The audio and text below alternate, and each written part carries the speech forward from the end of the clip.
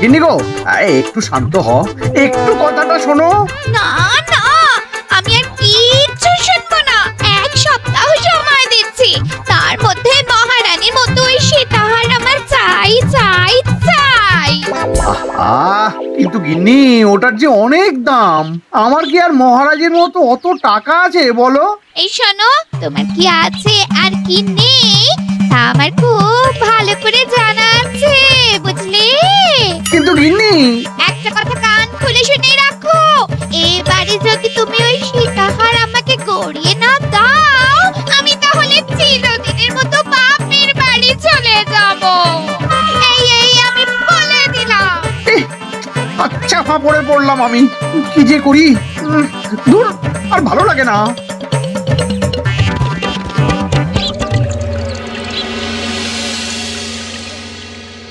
আজকে তোমাদের সকলের কাছে আমার একটা প্রশ্ন আছে। বলুন মহারাজ। আচ্ছা, ধরো তোমরা যদি এ রাজ্যের লোক না হতে, অন্য কোনো রাজ্যের হতে, তাহলে তোমাদের কাছে কৃষ্ণনগর কেমন মনে হতো? মহারাজ, এক কথায় বলতে গেলে সমৃদ্ধ শক্তিশালী রাজ্য। বেশ, তা হঠাৎ এমন প্রশ্ন মহারাজ? আসলে বেশ কিছুদিন ধরেই আমি একটা কথা ভাবছিলাম।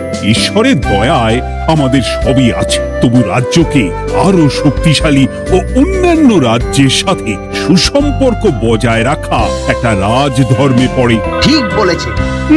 ঠিক বলেছেন। বলি, তুমি কি এসব কথা কখনো ভাবো মন্ত্রী? হ্যাঁ, মানে আগে রোজ না, কিন্তু কখনো সখনো বোধহয় ভেবেছিলাম। কবে শুনি? ইয়ে, ওই তো কিছুদিন আগে, ওই সেদিন। এটা ঠিক কোন সেদিনের কথা বলছেন মন্ত্রী মশাই? যেদিন আকাশে ওই দুটো সূর্য উঠেছিল? তোমাকে সবকিছুতে ফোড়ন কাটতেই হবে না গোপাল, হ্যাঁ? কি আর করি বলুন, আপনার কষ্ট যে আর সহ্য হয় না।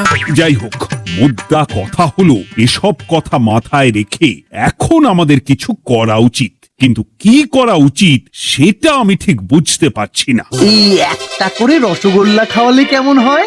এই, তুমি থামবে? মহারাজ, আমার কাছে একটা উপায় আছে।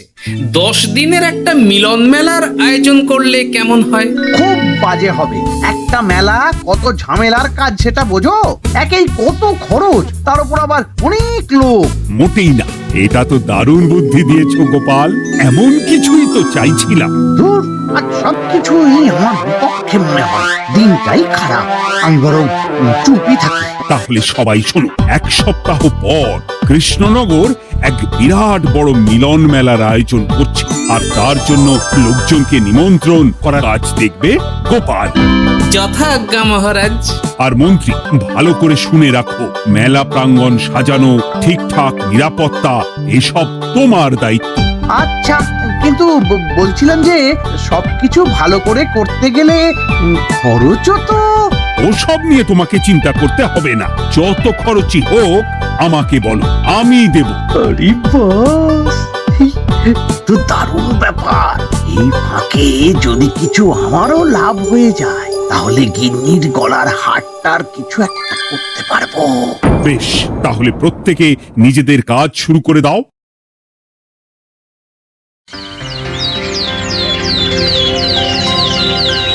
শোনো শোনো শোনো, 1 সপ্তাহ পর কৃষ্ণনগর মেলা প্রাঙ্গণে অনুষ্ঠিত হতে চলেছে 10 দিন ব্যাপী মিলন মেলা। সকল গ্রামবাসীকে এই মেলায় আসার জন্য আমন্ত্রণ জানানো হচ্ছে। শোনো শোনো শোনো।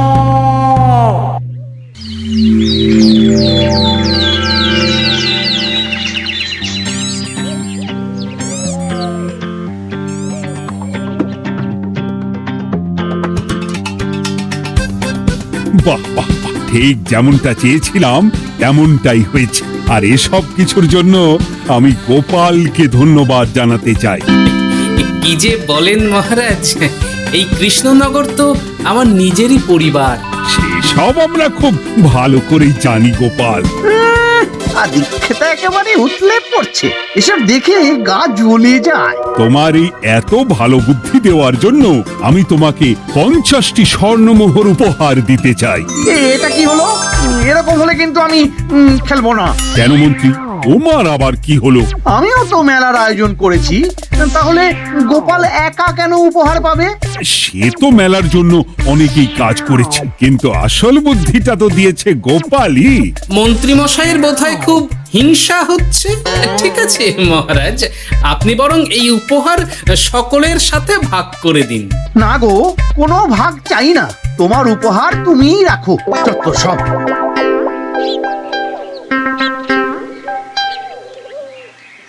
আমার কি এত খারাপ দিন এসেছে নাকি যে আমাকে গোপালের থেকে পুরস্কার নিতে হবে? অনেক হয়েছে। না না না, এবার আমাকেই কিছু ভাবতে হবে মনে হচ্ছে।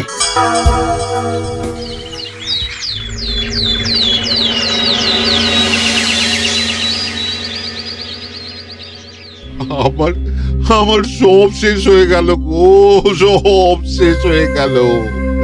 এবার এবার আমার কি হবে? মহারাজ, মহারাজ কিছু একটা করুন, মহারাজ কিছু একটা করুন। চিন্তা করো না, আমি দেখছি। যারা দোষী তারা শাস্তি পাবেই।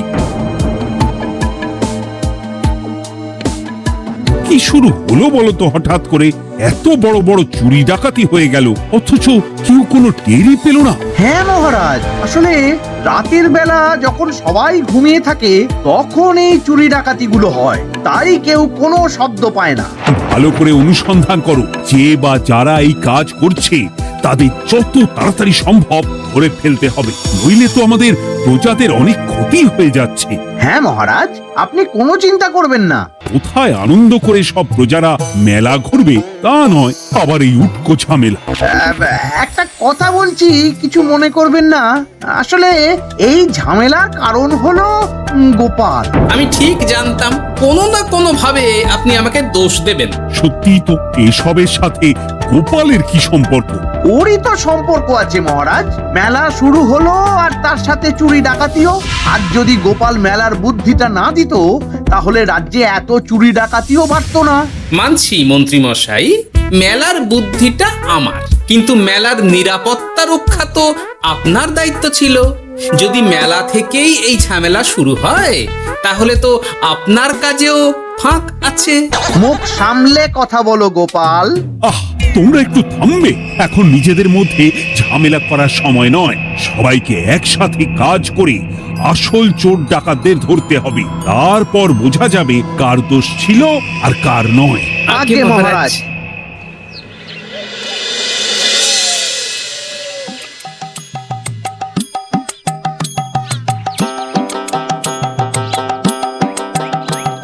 এই তো তুমি এসে গেছো।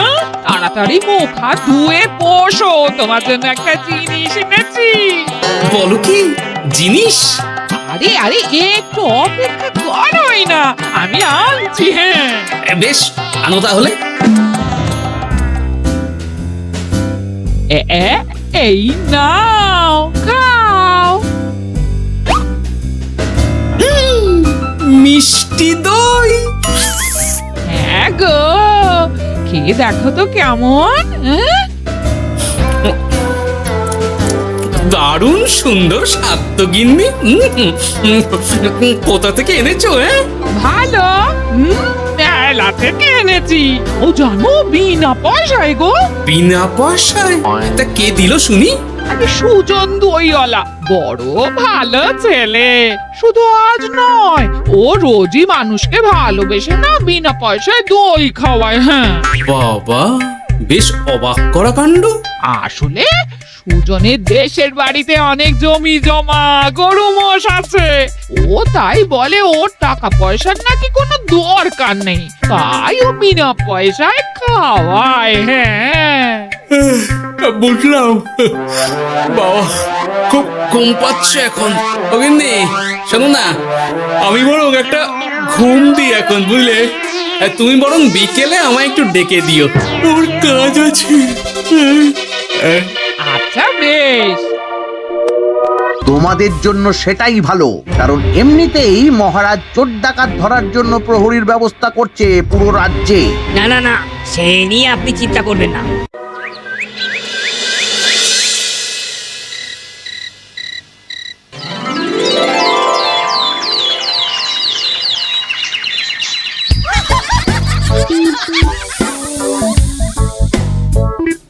কই গো, ওরে আর কতক্ষণ ঘুম হবে? সকাল তো হয়ে গেল। সে কি গিন্নি, সকাল? তোমাকে যে আমি কতবার বললাম আমাকে বিকেলে ডেকে দেবে। বলি কবেকার বিকেল?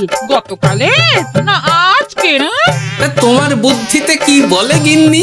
আমার বুদ্ধি নিয়ে কথা বলো, আগে নিজের ঘুমকে দেখো।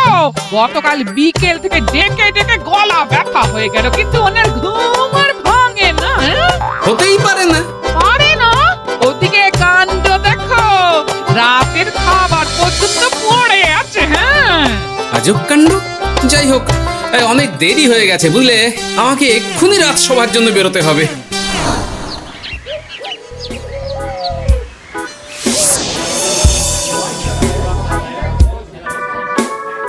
বাবা, এত ভিড় কি আছে এখানে? একটু কাছে গিয়ে দেখি তো। সত্যি সত্যি ভাই সুজন, তোমার হাতে জাদু আছে। এত সুন্দর মিষ্টি দই, এ স্বাদ ভোলার নয় ভাই। আচ্ছা, তাহলে এই হলো সুজন দইওয়ালা। ভালো মিষ্টি দই আছে, নেবে নাকি গো? পয়সা লাগবে না। জানি তো, সত্যি দারুণ স্বাদ এই দইয়ের। আমি খেয়েছি তো। তবে আজ নেব না গো, কাল এসে নিয়ে যাব। আচ্ছা আচ্ছা আচ্ছা।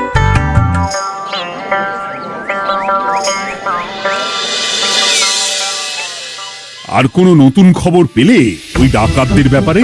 না মহারাজ, এখনো ঠিক ধরতে পারিনি। ওরা বোধহয় বুঝতে পেরে গেছে যে আমরা খোঁজ করছি।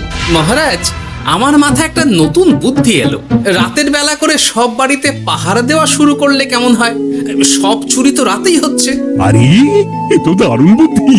কিন্তু মহারাজ, আমাদের রাজ্যের প্রহরীরা রাতের বেলা কি করে পাহারা দেবে? কেন কেন, কি সমস্যা?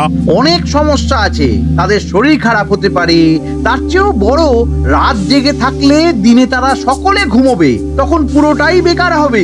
কিচ্ছু বেকার হবে না মন্ত্রী মশাই, আমাদের প্রচুর সেনা আছে। তাদের সকলকে দায়িত্ব ভাগ করে দিলেই হয়ে যাবে। তুমি বেশি বোঝো। গোপাল তো কিছু ভুল বলেনি মন্ত্রী, আমরা পাহারা বাড়াবো। আমি আজই সব সেনাদের সাথে কথা বলছি। সেনাপতি, তুমিও এ ব্যাপারটা একটু দেখো। যথাজ্ঞা মহারাজ।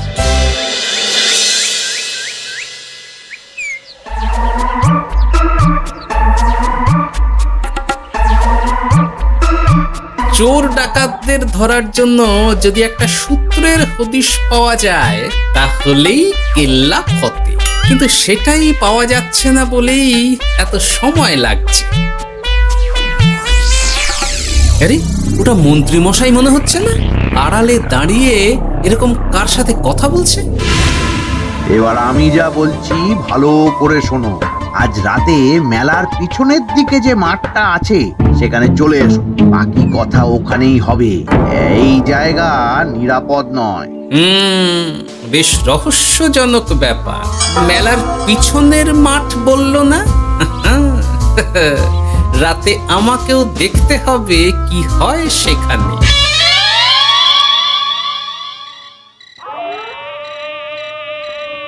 উফ, কি মশা রে বাবা! কখন থেকে দাঁড়িয়ে আছি, মন্ত্রী মশাইয়ের পাত্তা নেই কেন?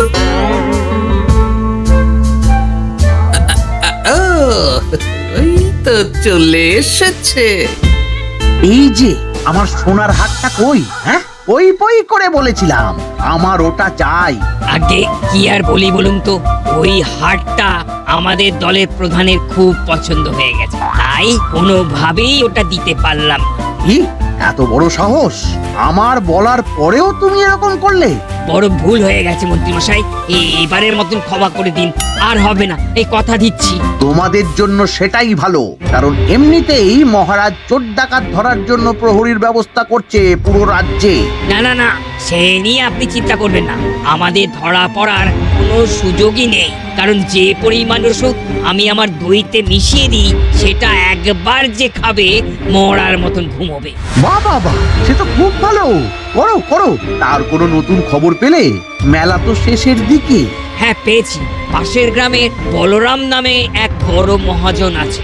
পরশু তার মেয়ের বিশাল ধুমধাম করে বিয়ে। শেষ একটা বড় দান মারতে পারলেই আপনার আমার দুজনেরই শান্তি।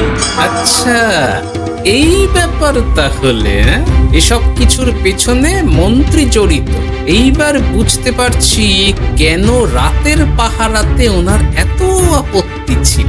কিন্তু ওই লোকটা কে?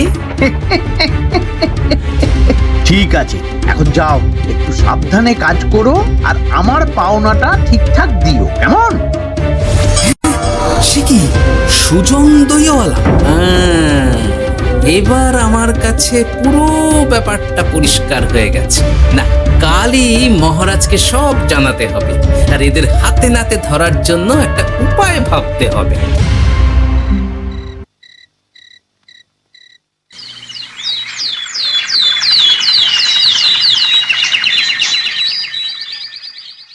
আরে এসো এসো, তোমার জন্যই তো অপেক্ষা করছিলাম। কি এমন জরুরি কথা আছে যে একান্তে দেখা করতে চাইলে? কোন মুখে বলি মহারাজ, সর্ষের মধ্যেই যখন ভূত, তখন আর কি।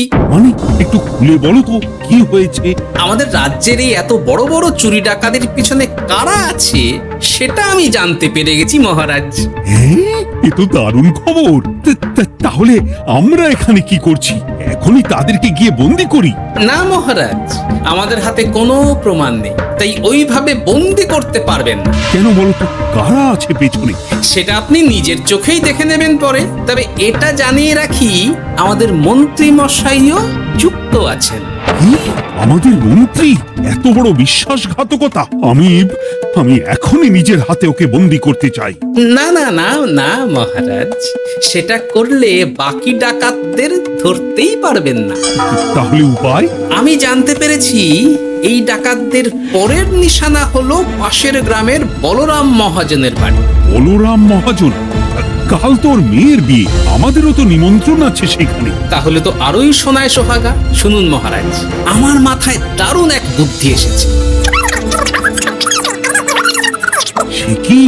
হ্যাঁ, আপনি কোনো চিন্তা করবেন না, আমি শুধু যা বলছি সেটা করুন, বাকিটা আমি সামলে নেব। তবে দেখবেন যেন মন্ত্রী মশাই এসবের কিচ্ছুটি টের না পায়। বেশ বেশ বেশ।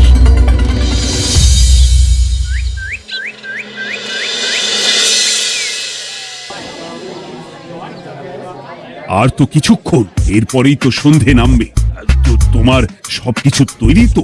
হ্যাঁ মহারাজ। আরে, মহারাজ আর গোপাল কানে কানে এত কি কথা বলছে? আমাকেও জানতে হবে সেটা। ওই যে আসছে মরকটটা, আমার আর ওকে এক মুহূর্ত সহ্য হচ্ছে না। মনে হচ্ছে গুদুম গুদুম করে ওর মাথায় গাঁটটা মারি। শান্ত হন মহারাজ, দয়া করে শান্ত হন আর একটুখানি। তারপর আপনি মন্ত্রী মশাইয়ের সাথে যা ইচ্ছে করবেন। ওর আমি বরং অন্যদিকে যাই। মুখ দেখলেই আমার মাথাটা গরম হয়ে যাচ্ছে। সেই ভালো। কি হলো ব্যাপারটা? যাই হোক, আর তো কিছুক্ষণ, তারপর আমার বিশাল লাভ হবে। বরং ততক্ষণ আমি পেট পুজো করি।